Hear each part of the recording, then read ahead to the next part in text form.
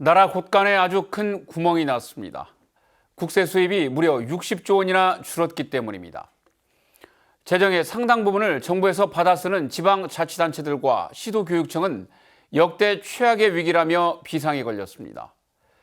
야당에서는 올해 정부가 전국에 내려주는 교부세와 교부금이 모두 23조 원이나 줄어들 것으로 추산했습니다.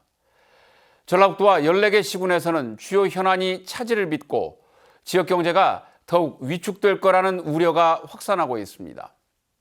오늘 시사토크에서는 지방재정이 위기를 겪게 된 원인과 과제 등을 살펴보겠습니다. 네, 화면 왼쪽부터 전용태 전라북도의회 예산결산특별위원회 위원장, 강남호 원광대학교 경제학부 교수, 익산참여연대 이상민 사무처장 세 분과 함께합니다. 네, 어서 오세요. 반갑습니다. 네, 오늘 주제가 조금 시청자들이 어렵게 느끼실 수 있는 재정 문제이다 보니까 기본 개념과 현황부터 조금 살펴볼까 합니다. 교수님, 최근 상황을 좀 쉽게 얘기하자면 나라의 세금이 덜 거쳐서 지방자치단체들과 또 교육청 살림이 아주 어려워졌다는 건데 정부에서 내려주는 교부세, 교부금 이게 어떤 재원인지 좀 설명을 해주시죠. 예, 우리나라 이제 먼저 재정 구조를 좀 이해할 필요가 있는데요. 국세로 거치는 게 74%이고요. 지방세로 거치는 게 이제 26% 이런 비중을 갖고 있습니다. 그런데 이제 사용하는 거를 보면 세출 구조를 보면 지방이 60%를 쓰고 있고요. 중앙정부가 40%를 쓰고 있습니다. 그러니까 이건 왜 그러냐면은 우리가 살아가는데 필요한 이런 행정 서비스를 지방정부가 더 잘 공급할 수 있기 때문입니다. 우리가 뭘 필요로 하는지를 잘 알고 있고요. 중앙정부보다. 그렇기 때문에 이제 재원이 맞지 않는 거죠. 국세로 74%를 걷는데 지방이 60%를 써야 되기 때문에 그래서 이제 소위 국가 재정에서 이제 지방으로 이렇게 이제 내려주는데 그게 이제 비중이 높은 것이 세 가지입니다. 이제 지방 교부세가 있고요. 그 다음에 오늘도 얘기 드는 지방 교육 교부금이 있고, 그 다음에 이제 국고 보조금이라는 게 있습니다. 근데 일단 이 지방 교부세라고 하는 것은요, 중앙정부가 제공해야 될 이 행정 서비스를 지방정부에게 이양한 거예요. 지방정부가 대신 하도록 하고, 이제 그것을 지원하는 경비이기 때문에, 대한민국 국민이라면 그가 어느 지역에 살든, 소위 이 행정 서비스를 고르게 받아야 된다는 차원에서 이제 지원하는 그런 재원이어서 어떤 사용처를 특정해서 주는 게 아닌 일반 재원에 해당합니다. 근데 국고보조금이라고 하는 것은 국가가 정책상 확산할 필요가 있는 그런 사업을 지원하기 위해서 이제 지방정부에 내려주는 것이기 때문에 사용처를 지정해서 주고 그 범위 안에서만 사용하도록 하고 또 지방정부가 여기에 그 지방비를 매칭하도록 되어 있는 이런 재원의 성격을 갖고 있습니다. 지방교육 교부금은 교육 쪽에 초중고 이게 여기에 사용하게 돼 있는 건 다 알고 계시니까. 그런데 지금 논란이 되고 있는 건 무엇 때문에 그러냐면은 이 지방 교부세는 내국세의 19.24%를 법정으로 이렇게 재원을 확보하게 돼 있습니다. 또 지방교육 재정교부금 같은 경우에는 20.79% 내국세. 그러니까 이걸 합하면 거의 40%가 되지 않습니까? 그런데 이 내국세 수입이 줄어들면 이 지방교부세나 그 다음에 지방교육 재정교부금이 그만큼 줄어든다라는 걸 의미하기 때문에 지금 이 국세에 이 펑크가 난 이 부분에서 지방은 거의 한 40% 정도의 이런 세수 부족에 영향을 받는다 이렇게 이해하시면 되겠습니다. 네. 우리가 좀 쉽게 생각을 하면 중앙 정부에 대한 의존도가 높을수록 다시 말해서 지방 재정 자립도가 낮은 지역일수록 이 재원에서 차지하는 그 의미가 상당히 더 클 것 같은데요. 네. 전라북도도 전라북도라든가 14개 시군 상황이 조금씩 다르지 않습니까? 어떻습니까? 네, 당연한 논리죠. 그러니까 이제 지방재정 자립도라고 하는 건 뭐냐면요. 총 재원에서 세입에서 소위 자체 수입. 자체 수입이라는 건 뭐냐면 그 지역 내에서 거치는 세금, 그다음에 세의 수입을 말하는 거예요. 그러니까 다시 바꿔 말하면 중앙정부가 내려주는 이런 의존재원, 지방교부세, 국고보조금, 지방교육재정교부금 이런 것이 커지면 커질수록 자립도가 낮아지는 겁니다. 그러니까 지금 우리나라 전체 그 지방자치단체의 이 지방재정 자립도 평균은 한 50% 정도인데 우리 전북 지역의 경우에는 6개 시의 평균이 약 19%, 그다음에 나머지 8개 구는 한 17% 정도 이렇게 아주 낮은 수준이거든요. 그러니까 예를 들면은 이 서울시를 뭐 중심으로 해서 이 지방교부세 불교부 단체가 있어요. 재정력이 좋은 단체들 한 8개 있는데 이런 데는 뭐 지방교부세를 하나도 안 받기 때문에 아무 영향을 받지 않습니다. 그다음에 광역시 같은 데도 평균이 1.6% 정도밖에 안 돼요. 비중이. 그러니까 이런 데는 뭐 이 지금 교부세나 뭐 지방교육 재정교부금 이런 문제가 지방 재정에 아무런 타격을 주지 않습니다. 근데 이제 우리 지금 전북 지역 같은 경우에는 이 소위 세입에서 지금 이 지방교부세가 차지하는 비중이 작게는 한 20%에서 높게는 거의 한 45%를 차지하고 있는 이런 구조를 갖고 있거든요.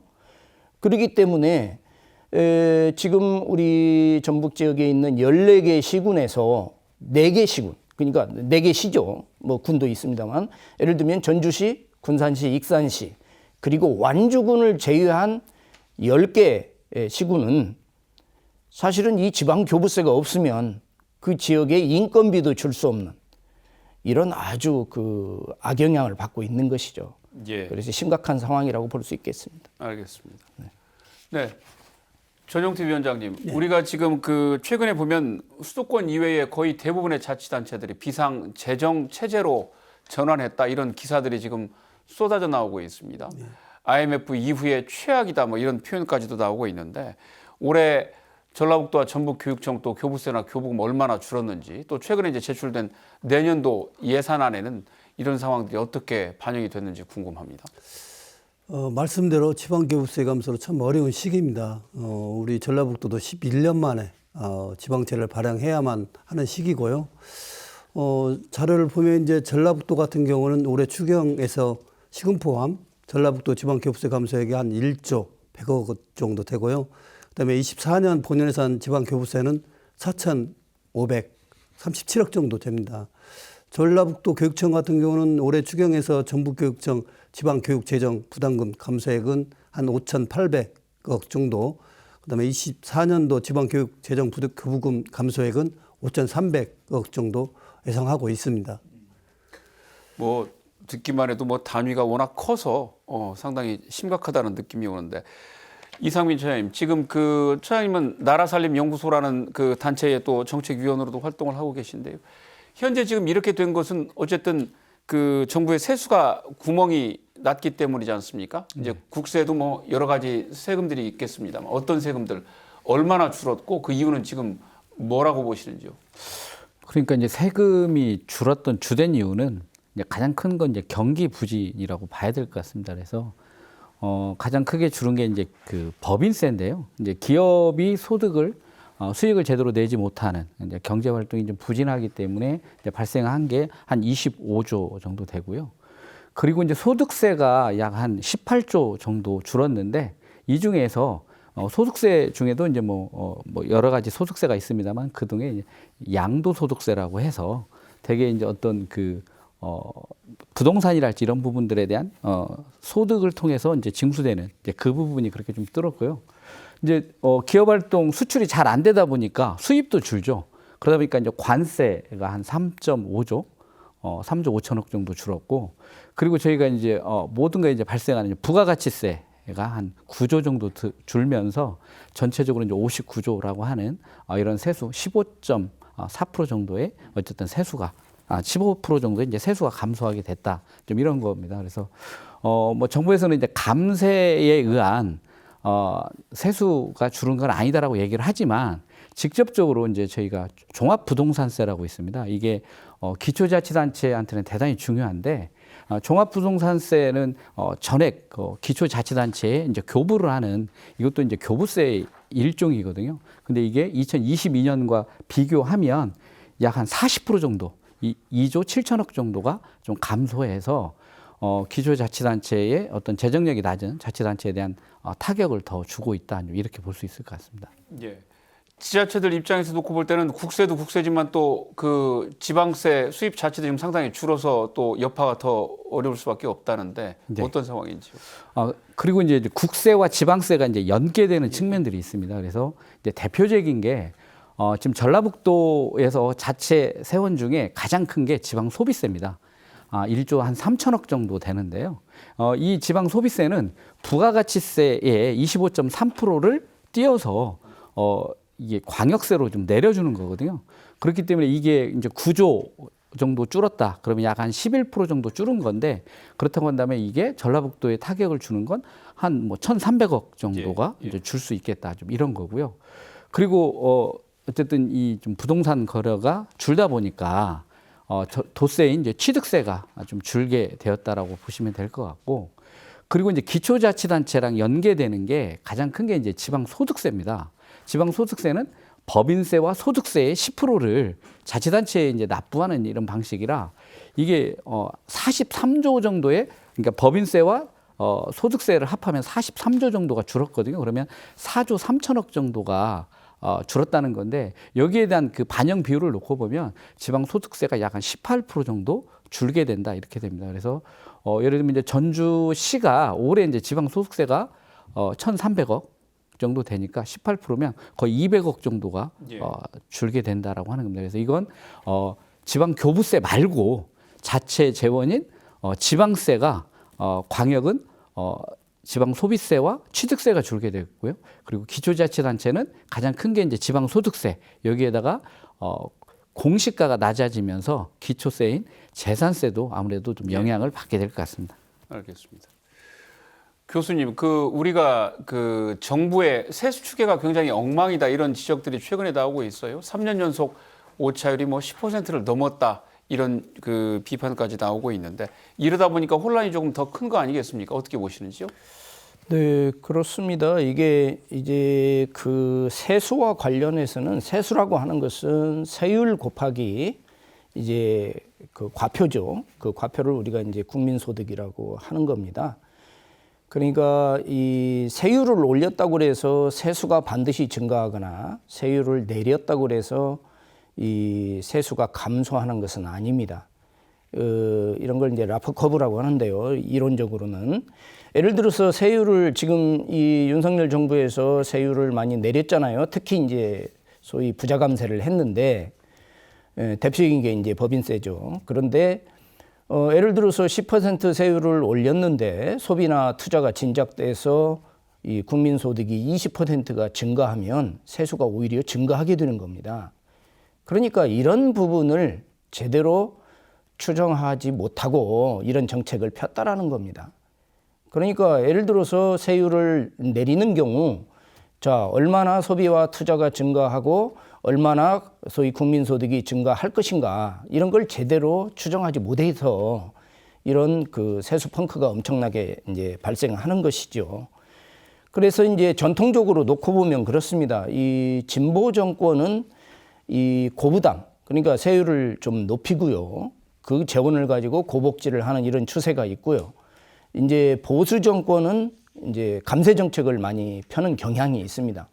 그래서 세율을 낮추고 이제 저부담을 한 대신 이제 복지를 또 낮추는 거죠. 저복지. 이제 이렇게 가는 경향이 있는데, 지금 이 정부에서 소위 부자 감세를 하면 그만큼 소비나 투자가 증가할 것으로 예측을 했는지 모르겠습니다만은, 아무튼 이 부분에서 예측이 잘못돼, 그러니까 이제 세수 또 부족 문제가 생기고, 또 여기에 따른 복합적인 여러 가지 재정 문제가 발생하고 지방자치단체에 내려주는 여러 가지 이런 보조금, 이런 데에서 문제를 야기하고 있다라고 이렇게 볼 수 있겠습니다. 예. 네. 최근 상황에 대해서 지적되고 있는 그 가장 큰 핵심 가운데 하나가 이런 그 재정 펑크를 중앙정부가 이제 지방자치단체에 굉장히 전가하고 있다라는 얘기가 굉장히 많습니다. 최근에 진보당이 전라북도 의회에서 이제 기자회견을 했습니다만 이게 국회 예산 심사 따로 집행 따로인 거 아니냐, 국회 이제 예산 심사권을 무력화시키는 것 아니냐 이렇게 맹공을 가했는데 어떻게 보시는지요? 전영태 위원장님부터 말씀해 주시죠. 전적으로 공감합니다. 지난 그 기재부가 9월 18일 날 세수 재추계 이후 행안부에서 각 지자체로 내시의 그 16%를 삭감하도록 요청하였습니다. 이런 부분은 정부가 추경을 통한 감액 없이 지자체 그 지방 교부세를 삭감하도록 한 것은 부적절한 처사이며 국회의 그 예산심의권을 무력화한 시기라고 생각합니다. 그나마 의회에서는 전라북도가 이 사태에 대해 앞으로 어떻게 대처해 나가는지 꼼꼼히 살피도록 하겠습니다. 예. 교수님 어떻게 보세요? 예, 아주 심각하다라고 볼 수 있어요. 왜 그러냐면은 이런 걸 우리가 이제 재정민주주의라고 하는 거거든요. 민주주의라는 것은 법에 의해서 하는 겁니다. 그러니까 지방교부세라든지 지방교육재정교부금이라든지 이런 것은 법정으로 정해져 있는 거예요. 그러니까 법적으로 내려주게 돼 있는 거를 쉽게 말하면 소위 추경 경정 예산을 만들고 그리고 그것을 의회에 동의를 받아서 이렇게 조정하는 그런 절차적 정당성을 확보해야 되는 겁니다.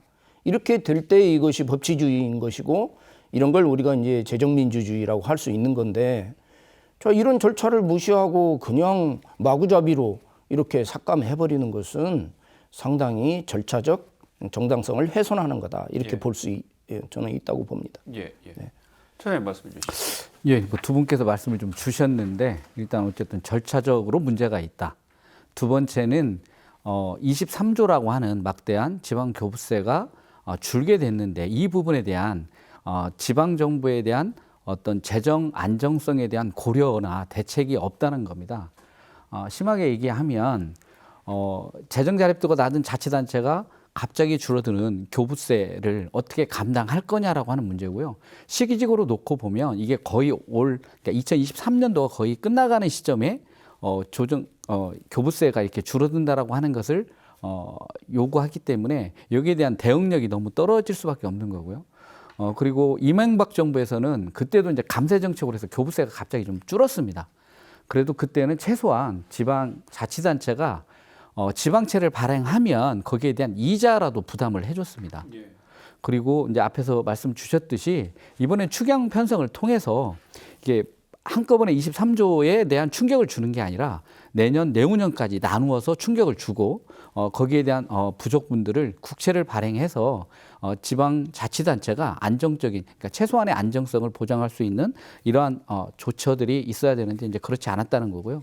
그리고 이제 그 대책이라고 얘기하는 게 통합재정 안정화 기금을 통해서 그 부족분을 좀 채우면 된다라고 얘기를 하지만 통합재정 안정화 기금은 교부세를 거의 받고 있지 않은 서울시나 뭐 경기도 이런 데가 거의 한 10조 넘게 쌓여져 있고요. 오히려 전라북도는 한 650억 정도밖에 가지고 있지 않습니다.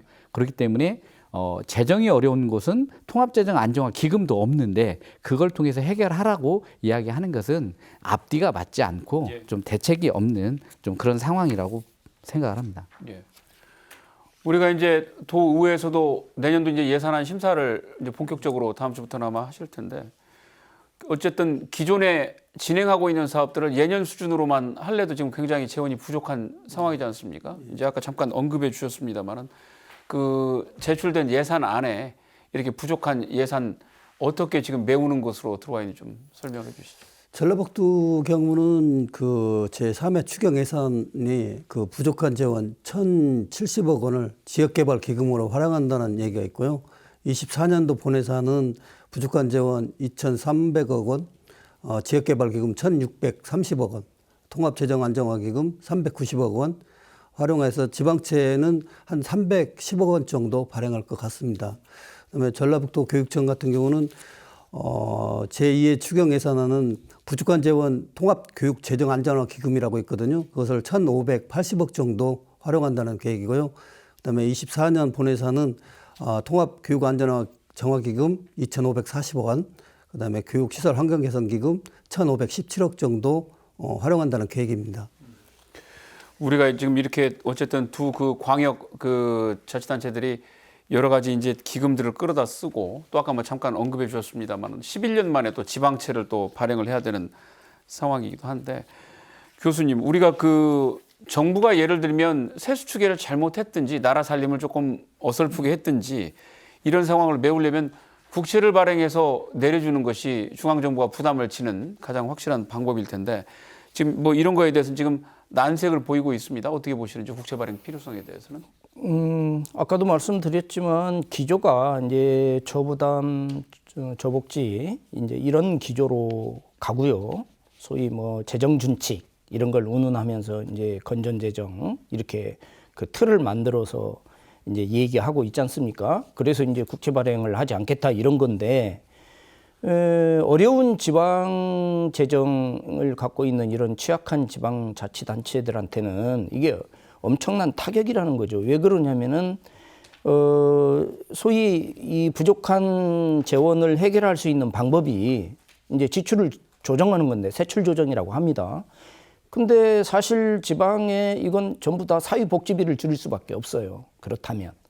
그러면 이제 뭐냐면 뭐 순세계 잉여금, 세출 불용액 뭐 이런 걸 좀 활용한다든지 지금 계속 말씀드린 뭐 통합재정 안정화기금 뭐 이런 걸 쓴다는 것인데 이 기금은 또 다 사용처가 정해져 있는 거예요.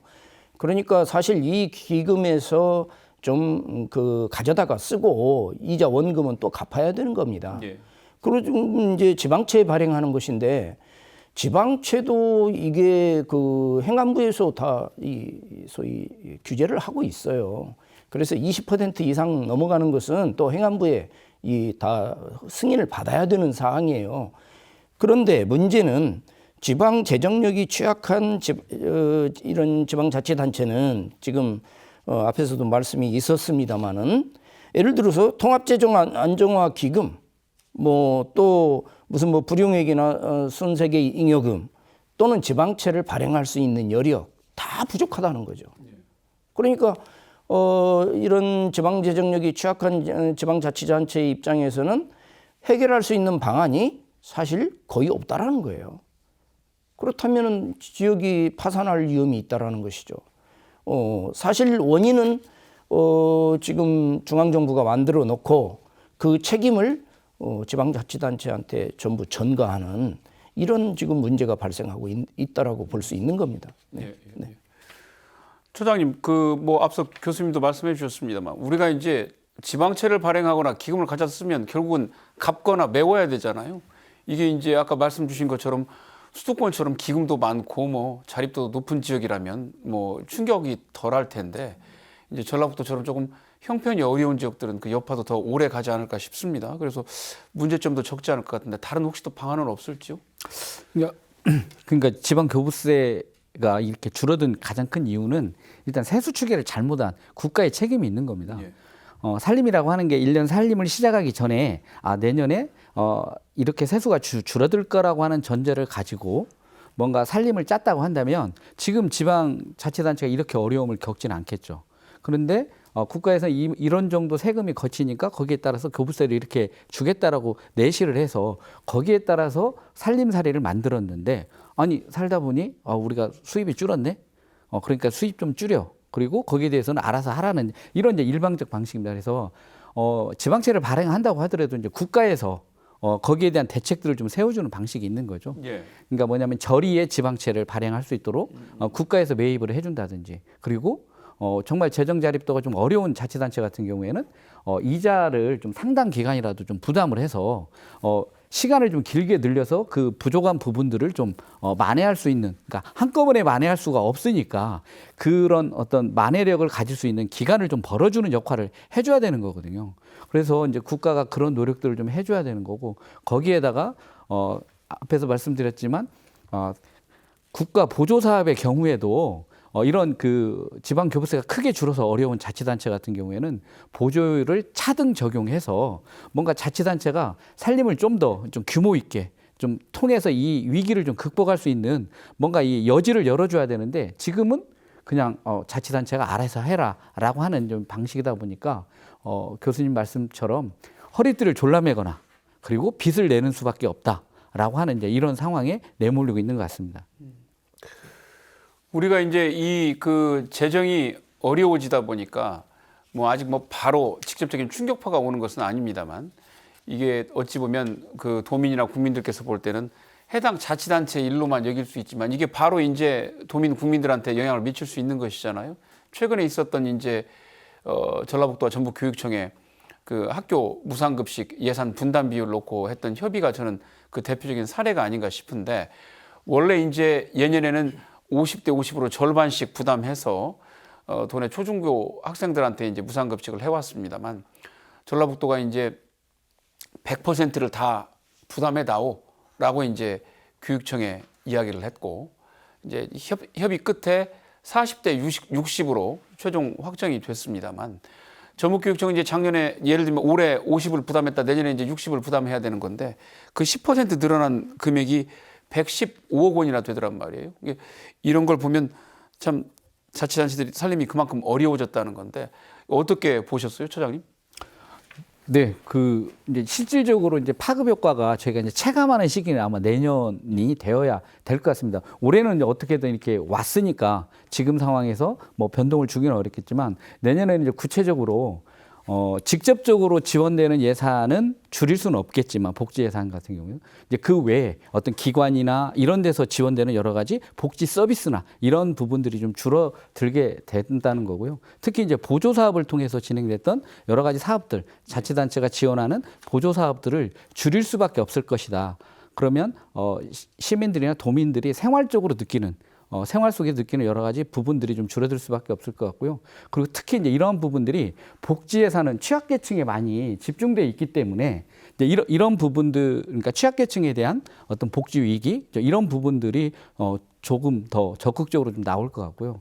그리고 이제 지역에서 지역 경제 활성화를 위해서 좀 하고 있는 뭐 지역 화폐 이런 어떤 지원 예산이랄지 이런 부분들이 줄어들면 이게 이제 소상공인이랄지 어떤 지역 경제에 영향을 미치면서 이게 어떤 그 선순환 구조가 되어야 뭔가 되는데 그게 아니라 좀 선순환 구조가 부분 파열되면서 뭔가 이 전반적인 어떤 도민의 삶 부분에 있어서 어려움들을 좀 초래할 수 있겠다. 좀 이런 생각이 들어서 대규모 투자 사업이랄지 이런 부분들을 아마 좀 어렵겠지만 좀 자치단체가 좀 조정을 해서 어떤 도민들이 느끼는 어떤 생활상의 어려움 이런 부분들에 대한 충격들을 좀 완화하는 형태로 어떤 세출 구조 조정에 대한 부분들을 좀 의회에서 적극적으로 좀 제안하고 논의를 해야 될 것 같습니다. 네, 교수님 어떻게 보세요? 뭐 우선 이 지방교육 부담금 문제는요. 지금 이제 인구가 줄어들면서 사실 이걸 법정 교부율 20.79%를 이거 유지해야 되느냐 이건 뭐 상당한 지금 논란이 있는 부분입니다. 왜 그러냐면 초중고 학생들이 많이 줄고 있잖아요. 하지만 이제 이번 이 사태로 인해서 뭐 전라북도 이 교육부 부분만 하더라도 한 5,800억 정도가 줄어드는 바람에 이제 이 소위 무상급식 문제가 이제 수면 위로 이제 올라온 것인데 문제는 지금 이 급식 비용 자체가 물가 상승으로 인해서 무상급식에 들어가는 그 비용은 증가하고 있는데 이렇게 교부금이 줄어들어 버리니까 사실 이 소위 지방교육 부담금 그 지출 비중을 보면 이 무상급식 비중이 가장 높습니다. 그러니까 소위 비용은 올라가고 있고 이 부담금에서 차지하는 지출 비중이 무상급식이 가장 높고 그러니까 이게 이제 가장 중요한 이제 뜨거운 감자가 된 것이죠. 이런 어려움이 이제 지속될 가능성이 높고요. 이제 뭐 이번에 이제 전북교육청이나 전라북도가 뭐 아무튼 협의를 통해서 6대 4로 이렇게 문제를 일단은 뭐 미봉책이지만 이렇게 해결한 것은 그나마 다행이라고 이렇게 생각합니다. 예. 위원장님 어떻게 보셨어요? 아까 말씀하신 대로 그 당초 전라북도와 전북교육청이 각 50%씩 분담하고 있었잖아요. 근데 두 기관에서 전라북도나 전라교육청이나 모두 재정난을 겪는 것은 사실입니다. 그렇지만은 그 안전하고 우수한 급식 지원을 위해서 양 집행기관에서 교육행정 협의를 통해 원만하게 합의된 점은 참으로 고무적이라고 생각합니다. 이에 대해서 우리 의회에서도 예산시 좀 꼼꼼히 살펴보도록 하겠습니다. 뭐 앞서 일부 처장님이 언급해 주시긴 했습니다만은 지방 재정이 악화되다 보니까 결국은 이제 도민 개개의 삶뿐만이 아니라 지역 경제 전반에도 이제 상당히 악영향을 미칠 수 있다라는 그런 우려들이 있습니다. 어떤 부분들이 또 먼저 이렇게 타격이 받게 될 거라고 보시는지요? 위원장님 말씀해 주시죠. 모든 측면에서 문제가 된다고 생각합니다. 지금 현 상황으로 봤을 때 우리 예산 심사 과정에서 더 신중하게 검토해 보겠지만 몰던 재정 악화가 되면 도민의 삶질 향상에 예산을 충분히 지원할 수가 없게 되고 좀 쉽게 얘기하면 도민 경제 부흥이라든지 뭐 도민 행복 같은 거, 그다음에 사회적 약자 보호 등에 필요한 예산이 최소로 반영되지를 못한다고 생각합니다. 도의에서는 긴축재정 피해가 사회적 약자에 전가되지 않도록 우리 도의에서는 엄격하게 예산 심사를 하도록 노력하겠습니다. 예, 교수님 어떻게 보십니까? 예, 우선 그 투자 소비 부분에서 상당히 그 좋지 않은 충격을 받을 가능성이 있는데요. 자, 우선 뭐 각 지자체가 이 소위 재원 부족 부분을 메우기 위해서 이제 세출 조정을 하거든요. 그런데 이제 세출 조정을 하는 이제 우선순위가 이제 집행률이 조금 부진한 이런 그 사업들 예산을 이제 삭감하고 그 다음에 단위가 큰 투자 보조 사업. 자, 이런 사업들은 원점 재검토하는 자, 이렇게 가고 있거든요. 그렇다고 하면 지역 경제를 활성화시킬 수 있는 이런 투자 뭐 이런 문제가 굉장히 위축될 수 있다라고 하는 걸 이렇게 우리가 예측할 수 있겠고 이제 소비 측면에서 보면은 사회복지비가 사실은 비중이 제일 높거든요. 예. 지방자치단체 예산, 세출 예산은 사회복지비 비중이 제일 높습니다. 거의 뭐 한 30% 이렇게 되기 때문에 그러면 여기를 먼저 이제 줄일 가능성이 높다라는 거죠. 그러면 이 사회복지비를 줄이게 되면 일단 그 사회 안전망이 붕괴될 가능성이 높고요. 그 다음에 이 저소득층들의 소위 유효 수요 이게 줄어들 가능성이 있다라는 것이죠. 그러면 이제 지역 소비가 줄게 되고 결국 지역 경제에 투자와 소비가 위축되게 되면 경제 활력을 잃고 또 경제 성장을 기대하기 어렵게 된다. 이런 문제를 가질 수 있겠습니다. 예. 선생님 어떻게 보십니까? 그러니까 전라북도의 어떤 경제에서 차지하는 자치단체가 지출하는 재정 지출의 비중이 굉장히 높습니다. 뭐 14개 시군과 전라북도가 하면 순 어떤 재정 규모가 한 20조가 넘어갈 거예요. 예. 근데 이제 이 재정 규모가 매년 조금씩 뭐 8, 9%씩 이렇게 성장해 왔는데 갑자기 이제 그 성장이 멈춰버린 거라서 이 어떤 그 성장 탄력성 자체가 이제 떨어지게 되는 거고요. 재정 지출이 이제 줄어들면서 앞에서 말씀드렸듯이 어떤 이런 재정 지출을 통해서 소비 또는 경제 활동의 활성화의 어떤 그 마중물 역할을 계속 해줄 수밖에 없는 그런 구조인데 이제 그런 부분에 대한 재정 투입들이 이제 줄어들 수밖에 없다는 거고요. 이제 그렇게 되면 어떤 지역 경제 어떤 순환 구조에 대한 어떤 좋지 않은 영향들이 좀 될 거다. 그리고 이제 경제가 어려울수록 사실은 어떤 재정 지출을 통해서 경제의 어떤 그 활성화라고 하는 그런 단초들을 만들어줘야 되는데 경제가 어려운데 뭔가 이제 국가에서 국채 발행이랄지 이런 것들을 통해서 지방 재정을 보존해주지 않다 보니까 오히려 줄다 보니까 자치단체의 역할들은 더 커지는데 실제 이제 재정력은 확보가 안 되는 이제 이런 상당한 악순환 구조가 되는 거고요. 그리고 이제 국회 예산정책처에서 전망한 거에 의하면 2023년에 어떤 그 내국세, 이제 국세 수입의 수준이 회복되려면 2026년은 되어야 한다고 하거든요. 그렇다고 한다면 앞으로 이제 이런 현상들이 2, 3년 정도는 지속될 거라고 하는 측면 속에서 어떤 자치단체가 좀 장기적 전망 속에서 좀 바라봐야 될 것 같고 그래서 더더욱 이제 큰 투자랄지 이제 이런 부분들은 어떤 시기를 좀 조정하고 그리고 세출에 있어서도 어떤 그 사회적 약자에 대한 부분보다는 어떤 그 이제 불필요한 부분들을 어떻게 최소한 시킬 거냐라고 하는 거고요. 그리고 이제 항상 이런 때일수록 어려울 때일수록 정치권이나 어떤 공직사회가 어떤 재정에 있어서의 어떤 모범을 좀 보임으로 해서 도민들에게 어떤 이런 어려움을 좀 같이 극복할 수 있는 그런 동기들을 좀 만들어가는 좀 그런 리더십이 좀 필요할 때라고 생각합니다. 예. 어찌 보면 말씀하신 것처럼 전라북도가 요즘 뭐 기업도 상황이 어렵긴 합니다만 기업이 좀 많아서 민간 경제가 또 튼실하게 차지하는 비중이 크다고 한다면 조금 그 충격파를 견뎌낼 수 있는 여지도 있겠지만 어쨌든 관 의존도가 상당히 높은 상황에서 여러 가지 대형 투자 사업이랄지 이런 것들을 또 줄이고 하다 보면 그런 것들이 이제 지역 경제에 다 하나하나 영향이 갈 수밖에 없는 거지 않습니까? 중간중간 지금 언급이 됐습니다만 우리가 지금 복지 예산이 차지하는 비중이 아마 한 40% 가까이 되죠, 대부분. 근데 이제 그 중에 상당 부분이 보편적 복지 같은 경우는 사실 이제 나라에서 이제 하는 사업들인데 돈을 주고 지방자치단체에서 이제 매칭을 붙여서 운영을 해야 되는 사업들이 상당히 많고 금액도 또 대다수를 차지를 합니다. 이러다 보니까 사실은 형편이 어려운 지역들은 그것 맞춰서 운영을 안 할 수는 없고 하자니 이제 허리가 휘는 형국인데 결국 이러다 보니까 보편적 복지 정도는 나라가 책임지고 해야 되는 거 아니냐. 그래서 좀 자치단체 부담을 좀 덜어줘야 되는 거 아니냐 이런 목소리들이 계속 있어 왔습니다. 뭐 이번처럼 이제 재정 상황이 더 어렵다 보니까 이런 얘기가 또 나오는 것 같은데 처님 어떻게 보세요?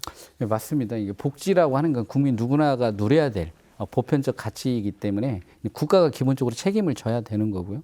이제 그랬을 때 이제 자치단체의 부담을 일부 지우는 이런 부분에 대해서 어떤 차등 적용을 해야 한다. 그러니까 재정력이 좋은 뭐 수도권이나 이런 자치단체와 이렇게 재정적인 여력이 어려운 이런 기초자치단체 그리고 전라북도 지역 같은 경우에는 차등 지원해서 뭔가 재정력에 대한 보완을 해줘야 되는데 이제 그런 부분들이 크지 않다라고 하는 부분이고요. 특히나 이제 가장 크게 비용을 차지하는 뭐 기초연금이나 뭐 보육료, 생계급여, 노인 일자리, 뭐 아동수당 같은 경우에는 그 차지하는 비중이 너무 크거든요. 그래서 이제 이런 부분만큼은 최소한 어쨌든 국가가 전적으로 좀 책임을 지고 그리고 이제 나머지 이제 복지 사업에 대해서도 말씀드렸듯이 자치단체 재정력 기준들을 좀 세분화시켜서 재정력 정도에 맞게끔 뭐랄까 국가 보조 비율을 좀 상향해주는 이러한 조치들을 통해서 뭔가 이 재정 형평성이라고 하는 부분들을 국가가 좀 가져갈 수 있도록 최소한 좀 뒷받침을 해줘야 되지 않을까 이렇게 생각을 합니다. 네, 교수님. 예, 뭐 당연한 이야기죠. 그 보편적 복지라고 하는 것은 본질적으로 국가가 제공해야 되는 그런 복지인데 이제 지방자치단체가 소위 효율적으로 공급할 수 있기 때문에 사무를 위임하고 대신 이제 중앙정부가 지방자치단체한테 소위 그 교부금 이런 또는 보조금 형식으로 재원을 지원하는 거잖아요. 그런데 이번 사태는 중앙정부가 원인을 만들었고 그렇잖아요. 그리고 소위 위임된 사무에 대한 비용을 충분히 소위 내려주지 않는 거죠. 그러니까 이런 이야기가 나오는 거죠. 물론 이 복지 문제는 중앙정부가 하는 것보다 지방정부가 하는 것이 훨씬 그 주민들의 요구를 충분히 반영할 수 있고 또 효율적으로 공급할 수 있기 때문에 사무를 위임한 거예요. 그런데 재원을 주지 않으면 할 수 없잖아요. 그러니까 그럼 재원을 안 주려면 본래 사무인 중앙정부 국가가 책임져라. 뭐 이런 논리가 뭐 타당하다라고 볼 수 있겠죠. 예. 네. 예, 위원장님. 예. 우리 전라북도처럼 재정이 열악한 것은 꼭 필요한 쪽으로 공감합니다. 일단 복지 관련 수당이라든지 국가보건 관련 사업, 기초연금 또 이런 것들이 전액 국비로 추진될 수 있도록 개선돼야 된다고 당연히 생각합니다. 이런 산마에도 국비가 전액 추가 추진된다면 지방자치단체도 필요한 사업에 대해 쓸 수 있는 가용 재원이라든지 이런 것들이 많이 늘기 때문에 꼭 필요한 부분이라고 생각합니다. 이런 부분은. 예. 마지막 그 질문을 드려야 할 시간인데요. 아까 이상민 차장님이 국회 사무처 그 보고서 말씀을 하셨습니다만 후유증이 어쨌든 앞으로도 이게 올해나 내년으로 끝나는 게 아니라 2년, 3년 뭐 지속이 돼야 된다는 것이 조금 더 암담한 상황인데요. 어쨌거나 정부의 재정 정책의 기조나 방향이 조금 개선되거나 보완돼야 한다는 그 필요성이 이번에 좀 많이 대두가 되고 있는데 마무리 말씀으로 어떻게 생각하시는지 한 말씀씩 해주시죠, 위원장님부터. 예, 지금 지방자치제 도입 이후 일반 행정, 소방, 교육 등 제도적 분권은 점진적으로 이루어지고 있어요. 근데 재정 분권은 여전히 미흡한 부분이 많다고 생각합니다. 재정 분권 측면에서는 단기적으로는 지방 교부세, 지방 소비세, 균형 발전 특별회계 비율 조정이 꼭 필요한 부분이고요. 중장기적으로는 국세, 지방세 비율 조정이 필요합니다. 주요 선진국 사례를 보면 지방세 비중을 보면 캐나다는 55%, 독일 54%, 스위스 52%, 미국 47%, 우리나라도 지방세 비율은 50% 정도는 조정할 필요가 있다고 생각합니다. 네, 교수님. 예, 뭐 핵심은 그 재정 분권을 실현하는 거예요.